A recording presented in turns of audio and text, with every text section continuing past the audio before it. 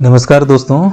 तो आज मैं एक नई मोटिवेशनल स्टोरी के साथ उपस्थित हुआ हूँ जिसका टाइटल है टर्निंग पॉइंट। सुबह का वक्त था, वही 8 बज रहे होंगे। अनमोल अपना बैकपैक पीछे लटकाए कान में ईयरफोन डालकर कॉलेज के लिए निकल पड़ा। हर दिन की तरह आज भी उसका मन एकदम बेफिक्र था, जबकि उसके पापा घर पर अस्वस्थ पड़े हुए थे। आज पापा काम पर भी नहीं जा सके थे। मन चिंताग्रस्त था। एक तो वह अपने बेटे के बेफिक्री वाले व्यवहार से परेशान था और दूसरा अपने मालिक के घर काम पर नहीं जा सकने के कारण परेशानी और भी बढ़ गई थी। मेहनत मशक्कत कर वह अपने बेटे को किसी तरह कॉलेज पढ़ाई के लिए भेज रहा था, किंतु बेटे को पढ़ाई लिखाई से ज़्यादा मतलब नहीं रहता। बस वह अपना अधिकांश समय घूमने फिरने और दोस्तों के साथ मौज मस्ती करने में ही बिताता फिरता। वह अपने बेटे को कई बार समझा चुका था कि अपनी पढ़ाई मन लगाकर करो, तभी जीवन में कुछ कर पाएगा, नहीं तो मेरे तरह मामूली सा काम कर जिंदगी गुजारनी पड़ेगी। किंतु बेटे को उनकी बातों से कोई फर्क नहीं पड़ता। आज पिताजी को अस्वस्थ बिस्तर पर पड़े देखकर भी वह कॉलेज के लिए निकल पड़ा था।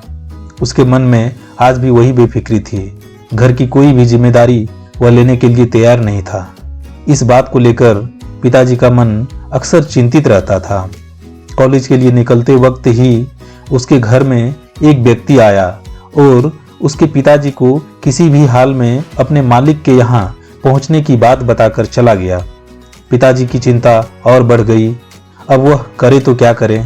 उसकी हालत आज काम पर जाने की एकदम नहीं थी।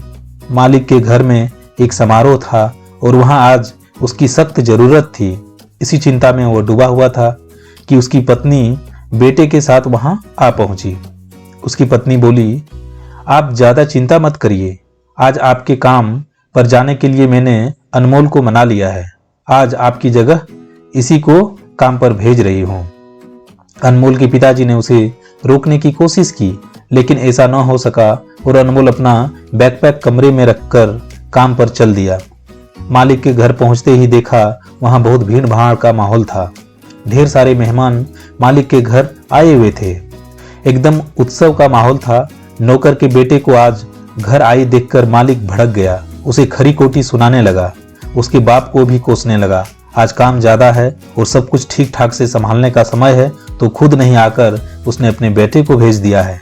बाकी दिन होता तो चल भी सकता था, मगर आज यह लौंडा क्या काम संभाल पाएगा। इसी तरह की कई सारी बातें उसके मालिक कह गया।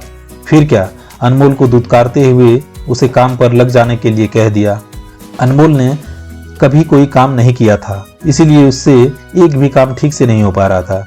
बर्तन की साफ सफाई से लेकर घर की साफ सफाई और यहाँ तक कि उसे शौचालय तक की भी साफ सफाई करनी पड़ी। ऊपर से काम ठीक नहीं हो पाने के कारण खूब गालियां भी खानी पड़ी।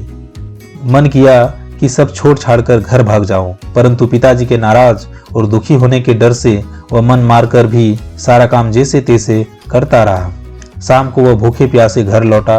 मालिक के घर उसे सबसे आखिरी में कुछ खाने पीने को जरूर दिया था, किंतु उससे खाया नहीं गया और खाना को उसने सभी की नजरों से छिपाकर मालिक के कुत्ते को खिला दिया था। घर घुसते ही वह सीधे अपने पापा के पास चला गया। बिस्तर पर पड़े पापा के पैर पकड़ लिया और फूट फूट कर रोया।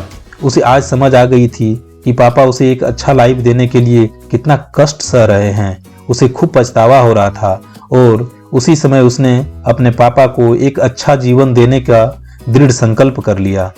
अगले दिन वह कॉलेज गया। अपने आवारा दोस्तों से न मिला और न ही उनसे बातें की।